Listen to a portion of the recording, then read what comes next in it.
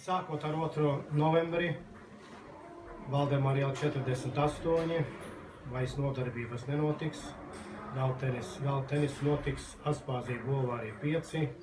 Tāpat apmēram kā iepriekšējos gados mēģināsim arī vadīt vakarlīgas turnīru trešdien. Apstākļi ir nedaudz galdi mazāk, tikai 6 galdi.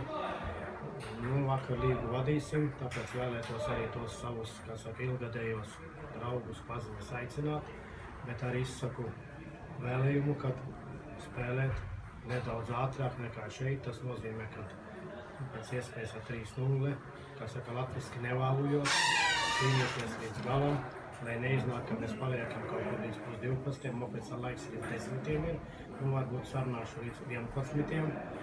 Iebraukšana problēmas ir, stāvvieta ir, no 5 oficiāli tiek atļauts, bet cik to vietu stāvvieta, es to nevaru pateikt. Tāpat 2,84, kā šeit jāmaksā, cena nav mainījusies. Gaisma ir 2 reizes labāka nekā man te Valdemāra ielā. Dušas arī normālā stāvokļa labākas, protams, nekā te, kas nav padomjies saglabājušies, bet pati telpa ir nedaudz mazākā platumā, uz 2 metru, un arī pusmetris ir arī starpīga platuma ziņā.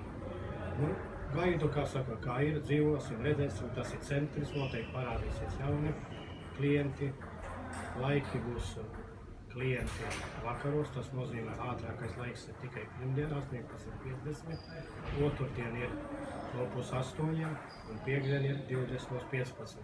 Tāpat papildus, tā kā arī, lai daudzi, kas mīl sestdienās, 13. būs arī sestdien, tajās, kad nenotiks sacensības. Tajās sestdienās arī varēs atnākt un uzspēlēt. Tā kā lūdzu, aicinu ciemos, paldies Akselim, kā saka, paldies.